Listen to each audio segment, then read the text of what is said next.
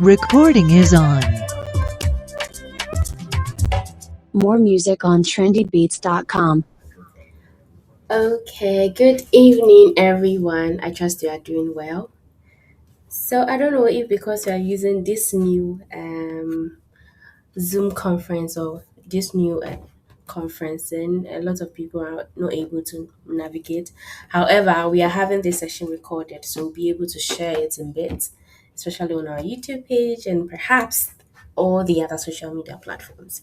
So, good evening to everyone here, and thank you so much. I can see that our guest is here. Thank you so much for showing up. And so, yes, a quick one. A quick one. Today we are talking about Ghana and specifically trying to figure out if we have indeed experienced freedom after we had our independence. I mean, this is a topic that really, really is of good concern, especially if you're youth in our current world. Yes, Ghana to be precise. So I just had a few things. Maybe let me just move to my next slide. I'd want us to watch a very short video to base our conversation on today, right? So let's just go ahead and share that. New African in the world. That new African is ready to fight his own battle and show that after all, the black man is capable of managing his own affairs.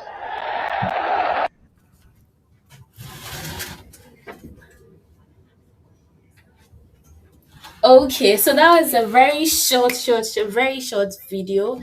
That means so much. Now, in case you are wondering, this speech is coming from our late president, or very first president, um, Asajifo Dr. Kwame Nkrumah, and this speech also came off on the day that we declared our independence. So it's of good reference to our topic today. In case you want to hear again, I'll just have a quick play because it's just about 11 seconds video. New African in the world. That new African is ready to fight his own battle and show that after all, the black man is capable of managing his own affairs. Okay, so in essence, independence basically means to me, right? In case that's not it to you, then you can share it with us because, of course, you're here to have a discussion. Independence, according to Dr. Kwame Nkrumah, which I could reference because that is what it means to me, is that we are free and will be able to what manage, or we are capable of managing our own affairs, right? Um,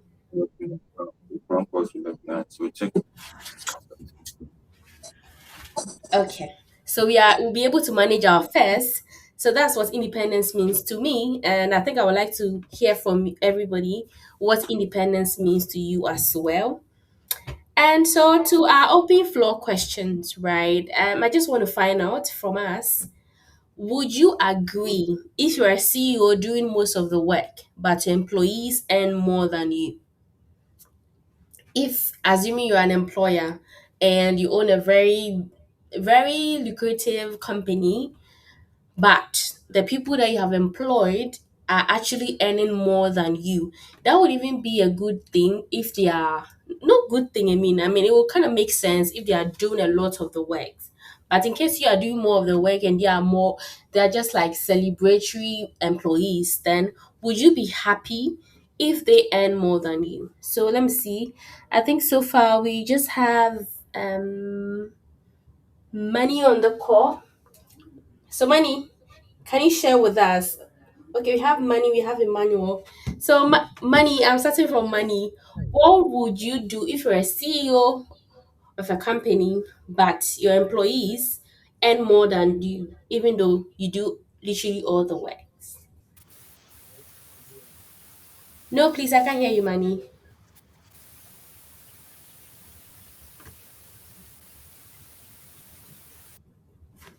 I think you're muted if you can hear me. Okay.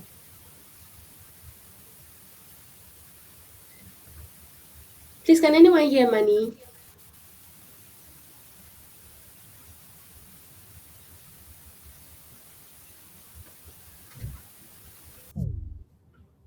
Okay. So well, I think money would come back again. Oh, Ima is not here, so I think we probably would have to go on. I really had wanted to hear from. Okay, money is back. Is back on. Let's. Hello, can you hear me now? Yes, I can hear you. Please go ahead. Okay, so the question again, please let me answer. Okay. Assuming you own a company, you do literally all the works, Yes, but those you have employed are being paid more than you. yes. Okay, well, it would depend on the structure that I had already set up, in the Okay. sense that if, you know, some companies, I think some years ago, about a decade ago or so, some of these big CEOs like Mark Zuckerberg and I believe Bill Gates, when he was the CEO of Microsoft, and then the one that came after him, I always forget his name. But when they were running, they were going with this, getting paid $1 a month, right, Okay. as their salary. Now at the time, it just felt like, oh, okay, the CEO is making $1 a month, which is way less than anyone in the organization is making. But Okay. then they were being subsidized through, I believe they were being subsidized through stock and shares and all of that. So on paper, they were being paid $1, but then in the background, they were being paid in shares and stock, right? And if there's such a similar situation, then I think that's fine, right? But then if there's a situation where I am the CEO, I'm not being paid anything else, and I'm being paid more than my employees, maybe it will not be the best. Assuming I were the CEO of Apple, right? I wouldn't be so happy to take far less than everyone.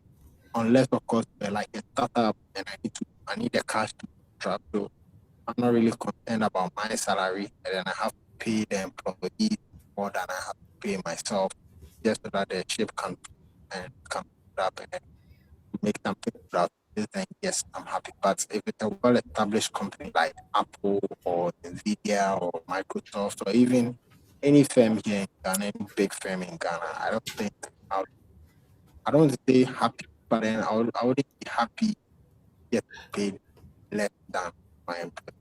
That's fine. That's So, okay.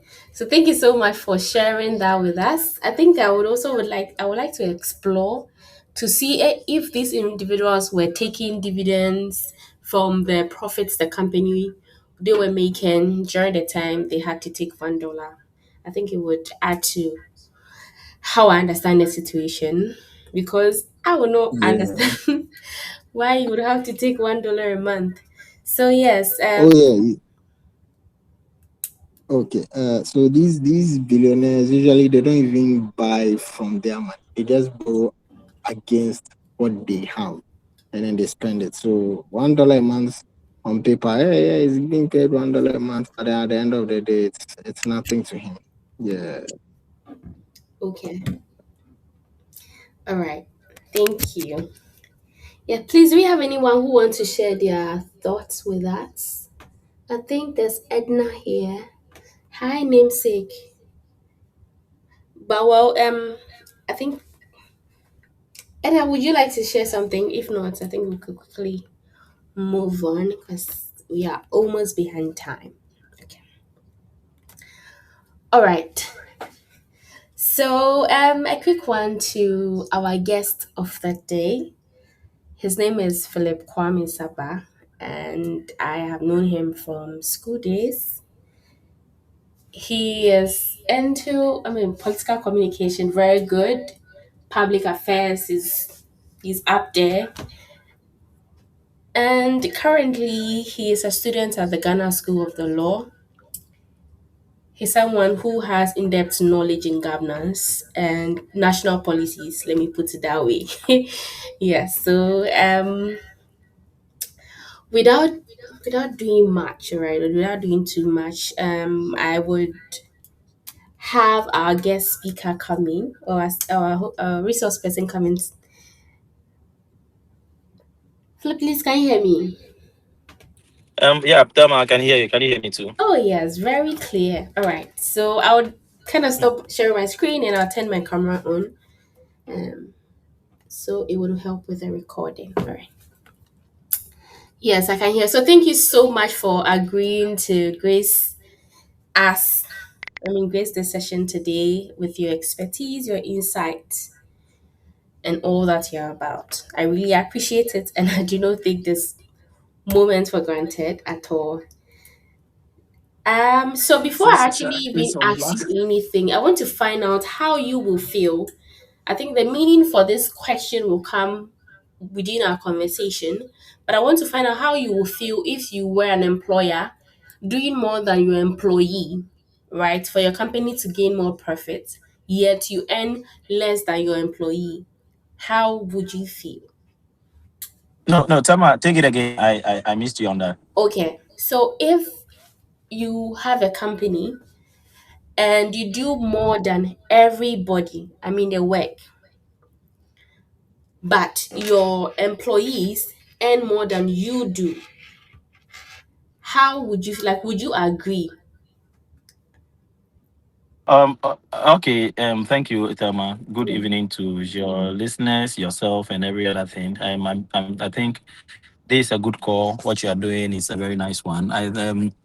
You introduced me as a guest, but I'm sure I'm not doing the talking alone. We would have a conversation. We would chat. We would Yeah. just talk like we do it in the Trotsky. Everyone puts their voices together. I mean, inputs whatever they have to say, so we can have a fruitful one.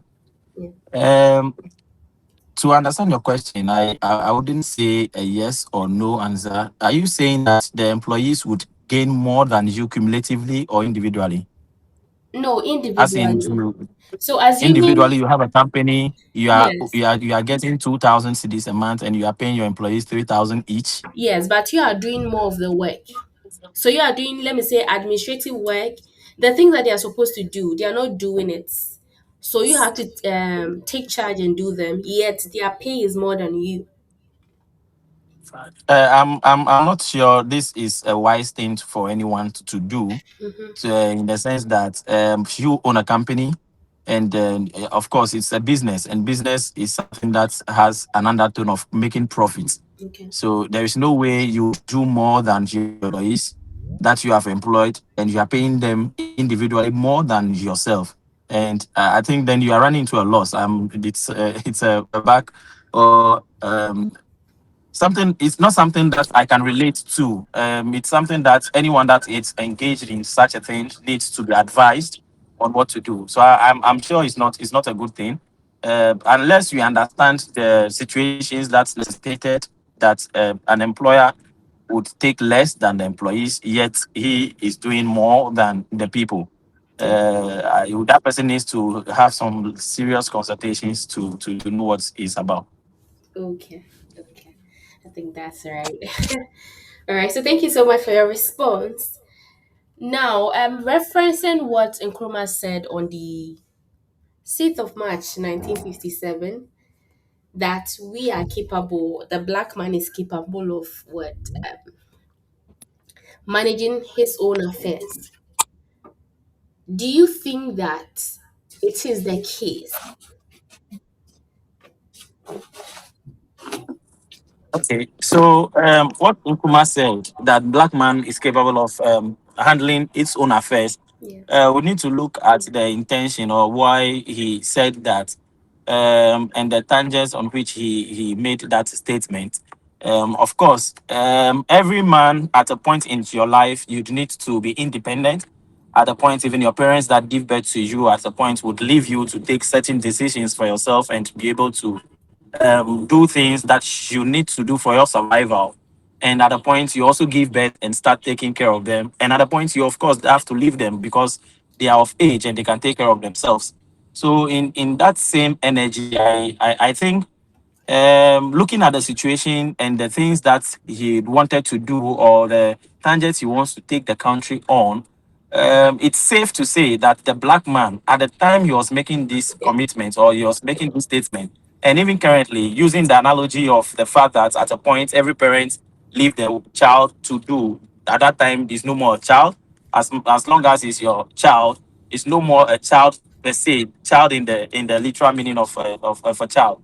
But it's of age that the person should take care of himself and be able to stand in and do things. I think from that point of argument, I would align or I would lean to Nkrumah more on the statement he made. Oh, okay, okay. Now I like the fact that you said then more like he had an intention to make that happen. So then, in essence, or currently in practice or reality, the black man is almost, let me put it in quotes, right? So I'm air quoting it, is incapable of managing its own affairs. Yeah. The black man, of course, can manage his own affairs and can even manage the affairs of other people. If you ask me, because what's the difference between a black man and a white man? It's just I think color or the skin color, and then probably means of achieving certain things. There are other things that you can also do faster than someone, and but it doesn't mean that you can't handle your affair. It's not something that he said that is past, and we are no more there. But you know that our country has faced many political changes. I mean, government changes from one political party to the other. We've had various republics. We are in the fourth republic, and then people come with their different agendas. People come with, we don't have that holistic national agenda that we all looking at, or say a national interest that you're looking at. People come with their various intentions or their policies that they want to roll out with. um some came and said they wanted to do a free SHS. They did that. Some also came and also want to do decentralization of the legal education, and they do that all within the educational space. So Nkrumah has never or is not been the president since, and you can't generalize it that because one person failed at it, the other person has not failed at it, or everything is going the way it's going. I think that we need to have that national conversation, a very dispassionate conversation nationally, to see where we are going as a country, if we should have a national interest or individual political interest. There's this saying that they say that America does not have permanent friends but has permanent interests. Can we also put ourselves in a situation where the country as one can have a permanent interest in something, that we should be known for this than chasing this and that to be good at every other thing when we are actually chasing nothing? Oh, okay. That is pretty good. I mean, they if it's about national interest, I think something I know about it is okay. Okay, Ghana is more like a non-aligning country, and whatever it is, our interest is economic, right? So then, in essence, when we are doing something, we are just looking at how we can get external aid or funds or like money into the economy, right? Now, is it that the country is not generating enough money? Because if I remember correctly, I think GRA, their report for 2024, they made mention that they were able to generate around, let me know, I think 1 point something billion, no, 200 and something billion dollars. Let me not misquote it, but it's around that amount. And that was for the entire year. And if we generate that amount of year and you want to probably break it into daily amounts, I think we are getting somewhere around 400 million Ghana cedis, right? So is it that we do not have enough within the within our country, or we are not able to generate enough that all the time we literally have to depend on external decisions, external factors, external monies, or all of those things? Okay, Tama, thanks for that. I think, well, I would try to take a bite at what you're saying. We Okay. have other people on call. Let me also share their points also as we go on. I don't know. Oh, But you see, there is this saying again that they say in tree. I don't know. My tree is not very good. I'm issuing a disclaimer before people mute their mics and laugh at me. okay. They said everyone needs help. How do they say it's a tree? Obia here moi. Ah, beautiful. I don't know how to roll my tongues to say that, but that's it. So be here more. So if it is what you said, then of course. And then there's one other one that they say in tree that everybody owes. How do they say that one? Obia de ka. So these are things that you see, every country depends on another country or other countries for whatever they do. Just as in Africa or even in Ghana, you see a lot of people even coming in to take our timber, take our rogo, take our cocoa, and sometimes take our curry and then many other things that they survive, the cashew and every other thing that we also export to other countries and we import. Some of these things are used as collaterals for our monies that we gain from them or the monies that the grants that we get from them. So it's not out of place for anyone to need help and call for help. There is another saying that I don't know. They said that a goat. There's this popular saying attached to a goat that he who cries is the one that they save. Or in if you are going legal or you want to do law, they will say that cry of distress is a summon for relief and all that. So if you are into a situation that you need support, you need to open yourself up for support. You can't do it all alone. Everybody needs help. Everybody owes someone. So it's not out of place as a country to say that because we are getting grants from people, we are sitting on a lot of minerals, so we shouldn't take grants from other countries or we shouldn't seek external help. I think that would be a bit off because of we no one is an island. We all depend on each other for survival. Okay. Well, yeah, rightly said. And then I think based off on your one of the things you said that we have minerals and all of that, and then it just brought my mind to something. Let's even take our cocoa as a reference, right? Ghana is the second largest producer of cocoa. To the world, we are second. In Africa, we are second. I think either Cote d'Ivoire, Burkina. I don't really remember. That is the first, right?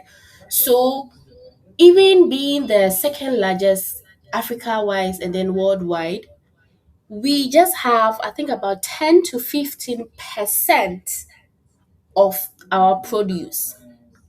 So don't you think that if this produce, instead of having them sent to Ghana, I mean through cocoa board budgets and all of those formulation I had to go through, don't you think that it obviously would be better that a country that is 69 years old now should probably have um, some things in place to have our cocoa processed here. I think if I remember correctly, recently the president said on a particular stage that we are going to have our cocoa, minerals and some of our raw materials being translated or what move into finished produce in Ghana or products in Ghana.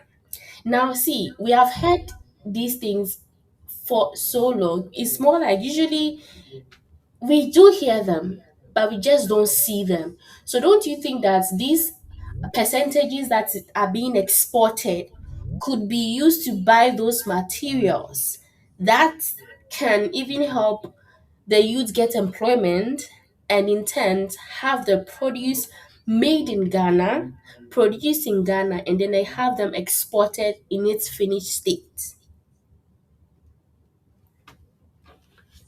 That's exactly the way to go. I mean, you put it right there that the president made comments on it the last time about how we should do, and I think generally value addition is key to production. When Mm, you just produce raw materials and you don't add value, someone needs to buy it at a raw state, add value, bring it back to you, and you even buy it at a high price. yeah. So what technically is happening right now, it's what the president is doing to say that we should own our factories, we should own our processing companies, so we can add value to this cocoa and many other things that we are producing before we export. Now, mind you, this is something that has not been done over the years. Many factories that were there were not operational in terms of some of these things, but this is what is being done now. I think 4 to 5 years ago, what happened actually, let me, I mentioned about grants and collaterals. 4 to 5 years ago, what actually happened in the country was the fact that we didn't get a lot of um, cocoa to produce to those who gave us money. So the previous government, well, of course, for the government, they took money from these people, and we are in debt with cocoas that we need to supply to these people. If you are taking cocoa as an instance case that we are looking at, so we were indebted to a lot of people for the cocoa. So it means that we took money from people to give them cocoa. We actually didn't give them the cocoa. So now that, because there was shortage of production and the CD to dollar rate was up, and government doesn't use its own money to buy a cocoa from the farmers. They took money from people that will buy cocoa for you. The cocoa was not supplied to the amount the people needed. So the following season, when cocoa produce were there, or when they got raw cocoa, they need to use it to pay off the money that has been taken and consumed already. So that put some sort of pressure into the system, because government was not able to raise its own money to purchase this cocoa. Technically, it sent us into debt, and the international market was not very comfortable at the point. We were sacked out of the bond market and many other things. So there are few technicalities, financial mismanagement and misappropriations that hinder the production and the exports and what we should make out of our natural resources and minerals. A country at 69 years is a human being should be at 9 years on pension now, should be enjoying the fruits of his labor. But we don't find ourselves in situations like that, and it is just right and it's good. And we should be grateful that some of these conversations are now coming to the table, that government will be able to raise its own money to buy this cocoa, so that it will not be in debt to any other foreign company or any foreign individual or any foreign country. Governments now raises its own money to buy its own cocoa, produce it and finish it.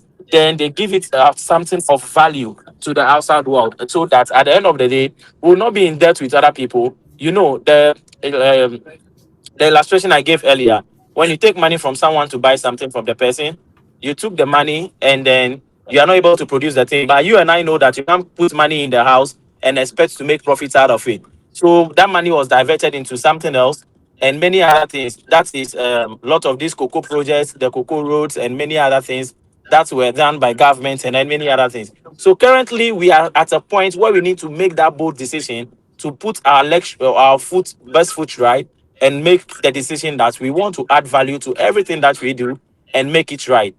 If you fetch clay right now and you are selling clay, someone may just see it as a normal clay and say, why should I pay 50 cedis for this clay that you are giving me?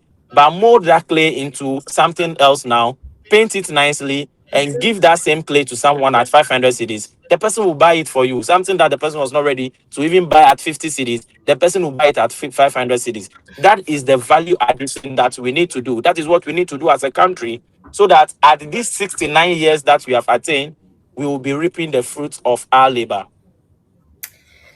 Okay, I think that's extensively explained. Now I am actually even thinking, right, that okay, right now there's a new hope of having factories to have our produce manufactured here and to add value to them, and I mean, in the end, have them exported so that we get more money. Now, aside from that, before I even come about how we'll be able to manage this factories so that they don't end up like the Commander factories and all the other factories we have in Ghana. We've already have in Ghana. I know Ghana. We have a very bad culture when it comes to maintaining something, right? So we are all giddy to start something, but then in the middle of it, we just I hope you are. a minute. In the middle of it, we just I mean relax and we just go by chance, right? Is it not possible?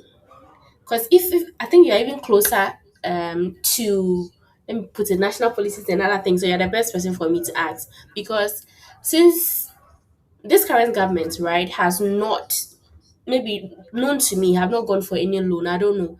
Maybe I don't know. So then there's a possibility of what, managing our own affairs using the little amount of money we have here. So why then do we have like some leaders knowing the amount of money they rake in taxes or revenue, let me put it that way, being lesser than the expenditure, yet they still would have those expenditure approved and would have to go for aid?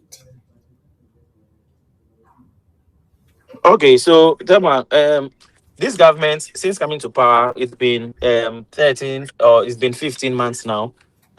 No, they have also, of course, just like any other government, gone for loans, gone for grants, and they are trying to renegotiate some domestic bonds and even international bonds and many other things to give us that face or that image that we had in the past, where no country was ready to give us grants or lend us a helping hand.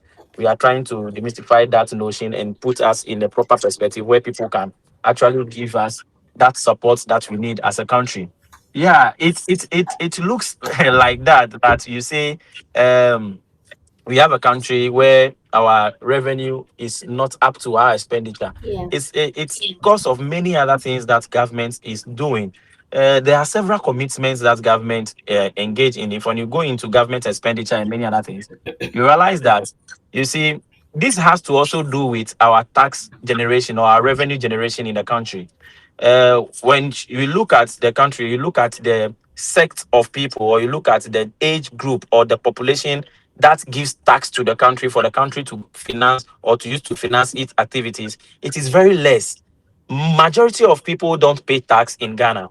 Look at your community and those who contribute or those who actually pay tax are these big business owners. Not even all of them. Those who pay the tax are those government workers, the teachers, the police, and many other few people that are already on government payroll. The carpenter behind your house that goes to do his pakpakpa and makes some 500 cedis a day doesn't pay the taxes. The mechanic that fixes cars and make money, he doesn't pay taxes. The mason doesn't either. Many other informal workers don't pay taxes. Someone is doing shopkeeping or someone is a shopkeeper somewhere.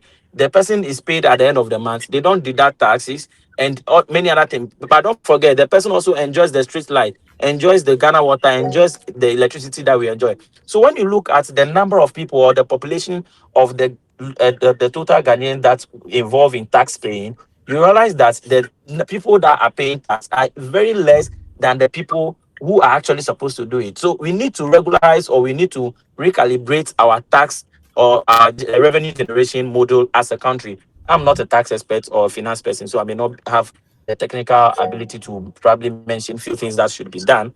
But I think that from the layman perspective, or when you go on the pedestrian view of it, you realize that no, the number of people paying taxes, the teachers, the doctors, then many other people are the people that are doing this. But majority of us don't pay taxes. When you go to other countries, people say that they jackpot to UK, they go to the US, and many other things. It's not as if life is way better there than in Ghana. Some of them will tell you that, Charlie, if you are in Ghana, you are making 6,000, 8,000. Better stay in Ghana and enjoy yourself. People go out there, they work, pay hourly, and they make about, let's say, when you put it to Ghana city, it's about 20,000 a month. Their rents and the taxes that they take from them, they are left with about 6,000 cedis, and some of them even go in debt for the next month. So it is the tax system, and the people out there knows that now, even when our taxes are collected, they are used for the right purposes that is supposed to be used for.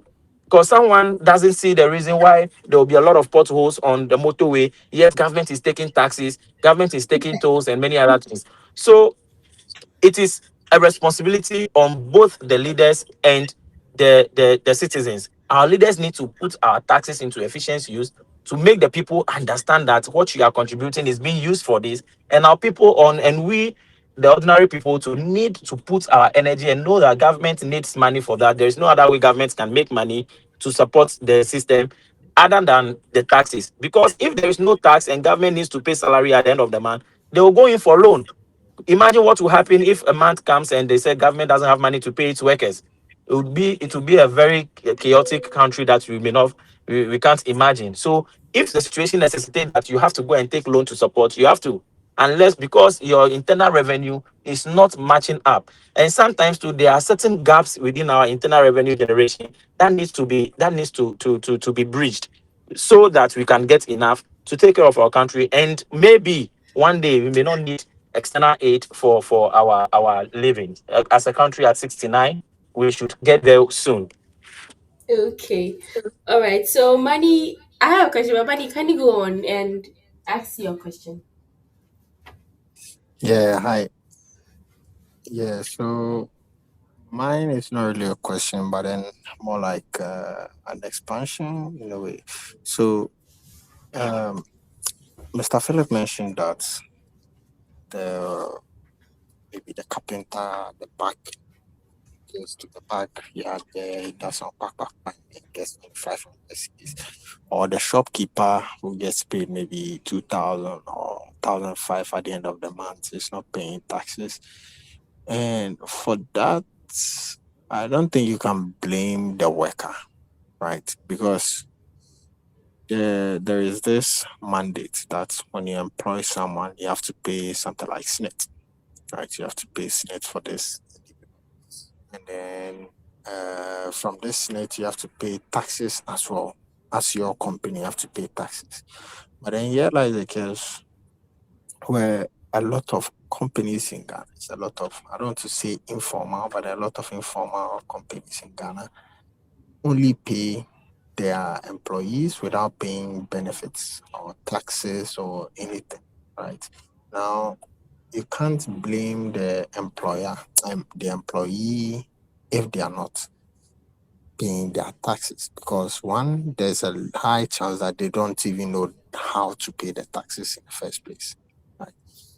It could also be that maybe he knows and he doesn't care, but in most cases, they don't know that some of their taxes, the employers have to pay, and then they also pay. And the way the employers would pay is they'll deduct it from your pay before it even comes to you. But then some employers also tell their employees something like, "Oh, my full amount, no, into your tax." Well, they'll not make it explicit like into your taxes, but then they'll say something like, "Let me give you all the money. If it's maybe you're earning 2,000, and then you have to get taxes, SNIT and everything, maybe it comes down to like 1,007 or something. They'll probably tell you something like, oh, I'll give you the full 2,000 so that we don't have to pay any SNIT or any taxes or something." Now, in this economy, someone tells you, I'd rather pay you 2,000 than 1,007, and then your 300, some goes to the government, some goes for you when you get old. Usually, most people would pick the 2,000 lump sum. Like, they'd rather take that than go for taxes and all that. Because at the end of the day, they also say, oh, government now for me, or the did the move and all the command. Small girls be, I see that thing. So, yeah, I feel like it's sometimes not the fault of the workers. It could even come from the employers themselves. Some of them do, a lot of them know, but then there are others who genuinely don't know, right? I doubt Mami Akos, who sells tomatoes and things at the back of your house, knows that, hey, at the end of the month, I have to work, I have to build my papers, like my books, my accounting books, and then present the pay my taxes. They wouldn't even have any idea of where to pay in the first place, right? So sometimes it's not even the workers, but then the employers themselves. Yeah, so that's all I have to say. Okay. Thank you so much. Thank you. Now, I think that even opens up the question I had earlier. So these individuals do not know where to pay the tax and all of that. But we have direct way of paying tax and indirect way of paying other taxes, right? So if this carpenter, this Mami Akos is not paying directly to GRA, or he's not having a registered business, so the person that he or she is not making payment for taxes. But if he goes to buy the wood, he buys the glue, she buys the tomatoes, she buys all the things that she needs to sell, she in turns is paying taxes. So it could not be like the formal way. However, this individual obviously is paying tax. Or that one does not count. Okay, Tama. Thanks to who just shared his view earlier. I think that falls within some of the gaps I mentioned, that we have some GRA or revenue generation gaps that needs to be bridged. People need to be educated, and people need to, in as much as they pay this value added tax on the amenities that they buy from the market, on all these tomatoes they sell and all that, there is a bigger picture of revenue generation that we need to have a deeper conversation on as a country. Um GRA has taken steps in the years to establish MMDC offices, and I mean in every district, every district metropolitan or municipal assembly, they have offices that are supposed to go in there and then educate the people and generate revenue or take these taxes from people. But Hold all on. these things comes with Yeah. various shortfalls. These same people sometimes, I don't have facts to speak on, but humans that we are, there are some lapses that are generated. Since someone goes to a shop in the village somewhere and the person is owing taxes about 50,000 to pay, person sees that and the person too is G3, you can pay some 10,000 B and cancel my name and those things. They are human things that we can I mean lean to, or we can associate ourselves to in our setting. I don't have facts to say that it happened in this village or in this community, but these are things that we can presumptively agree to or agree with that can happen.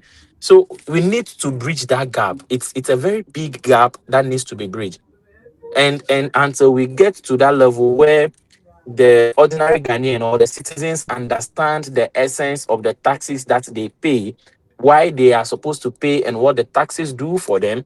And if people get to understand that no, even the first gentleman is also not tax exempted, because currently our laws say that the president doesn't pay taxes and every other thing.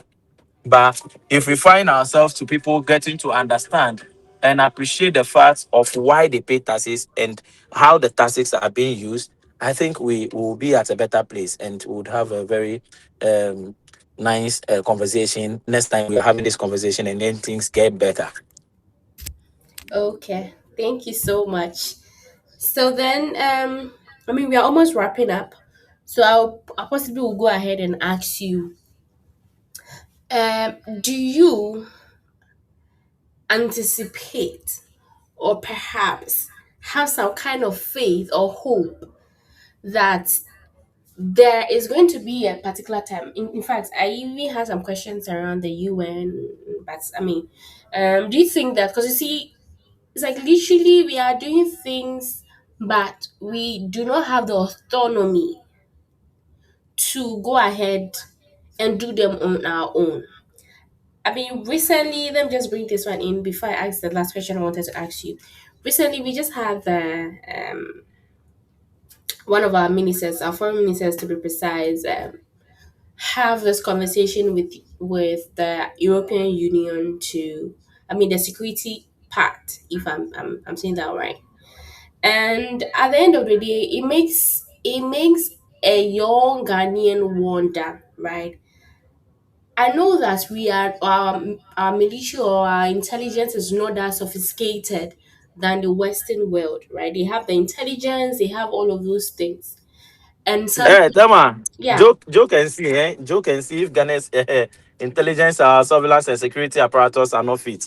You joke and see. it was because I was comparing it to the Western world. I know that we are apt per our Still, standard. there are a lot of countries that come to this country to learn how to operate certain these things, certain machines, and some of, so for some intelligence and some tactical trainings all over the country. Even when you go to Nutepo in Dabala, in the Volta region, Hmm. the naval base there, they have this how do you call it? They have this room where they, when you enter, it is, oh, the then when you enter the room, it makes you feel like you are on a ship. It is, I want to get the name More like a for it. simulation.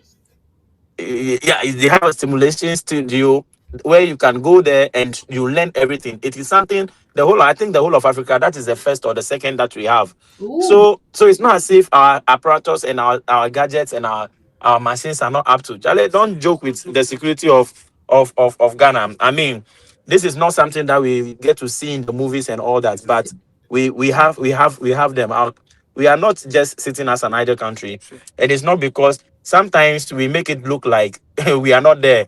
Our soldiers are just sitting and whiling away time. They are bullying citizens around. They should go and fight. Ghana military among Africa or in Africa is Ghana's military is the first point of call when it comes to peacekeeping, Yeah. even in the UN. Yeah. Ghana's military is the first that comes to mind. And you see, let's not go there. These are national security issues and must not be discussed. Yeah. And what you need to know is that we are up there in terms of security. You may say that do we have the nuclear bomb to also go and bomb something? Those conversations can be we can have casual conversations about them. But yo, Ghana is there. We are out there Okay. in terms of security. This is good news to me. It's good news to me. So then, quick one: if we are there, why do we need a collaboration of the UN? Sorry, of the EU, European Union, to help us? I think the main reason was for because of the tomato situation in Burkina Faso, where most of our markets guys were killed by these Islamic states. So if we are there, do you think we need external help? Because you are looking at what? Being self-reliant. So why do we then need support in that phase if we are there? So I think this will be our So last. So I will take it from the point where we are saying if I have any iota of vim that things will get better. Yo, I cross my heart as a Ghanaian. I think that we will get better. Things will get to where we all look at it to be. If not today, definitely tomorrow. Okay. Because that is what we all hope for and that's what we are praying for.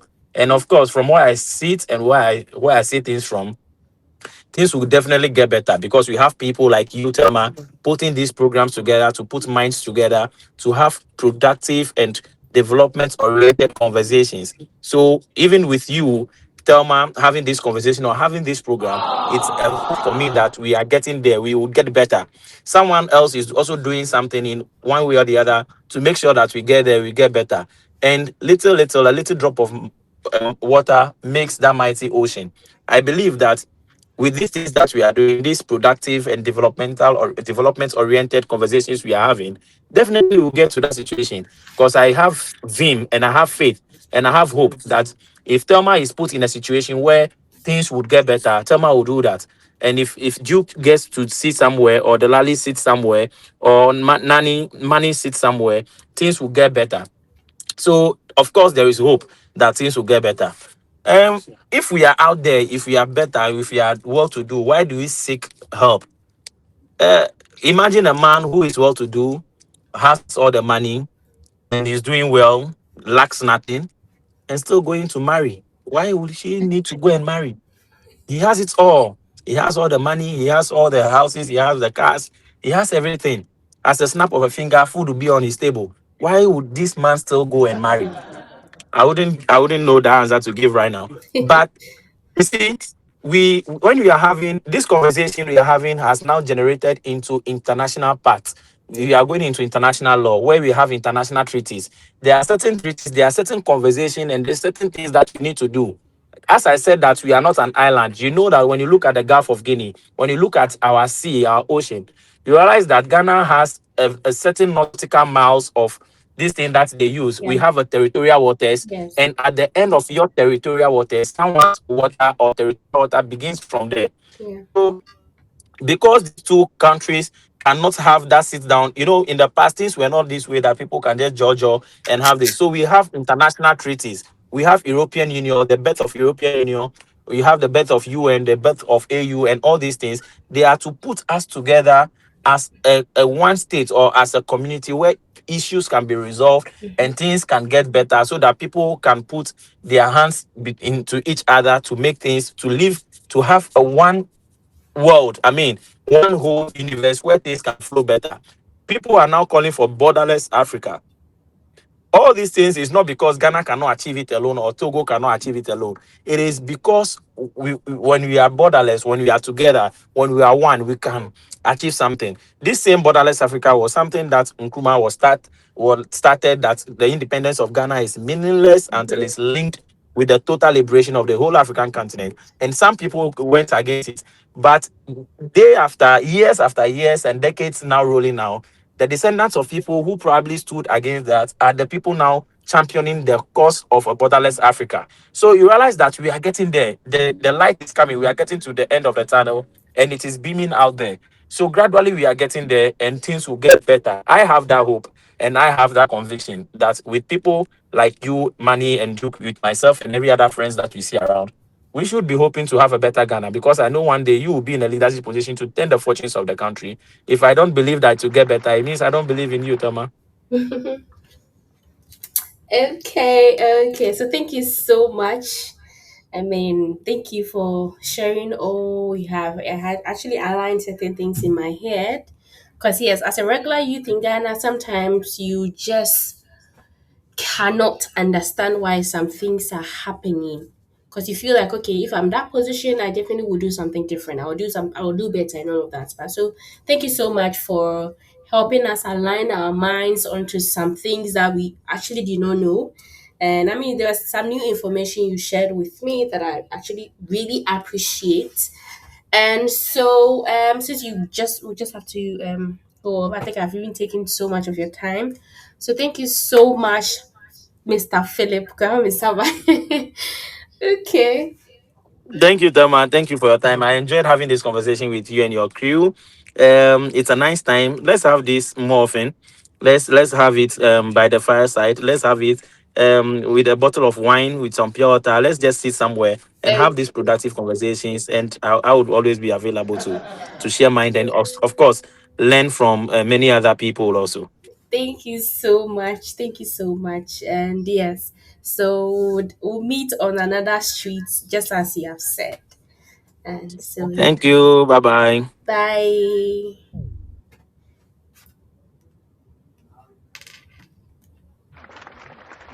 Okay. So thank you so much for joining in. He had to quickly join in another very important but emergency meeting.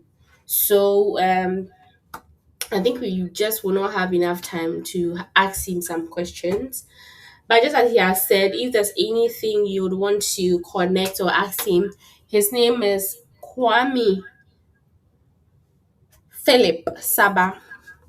And like I said, he's someone who is close to, he's up there, right? He's doing something currently actually, and let me just put it here. So you can connect with him on LinkedIn and network further. Okay, so thank you so much to Manny, to Divine. I saw Richmond Delali around. I saw Marietta.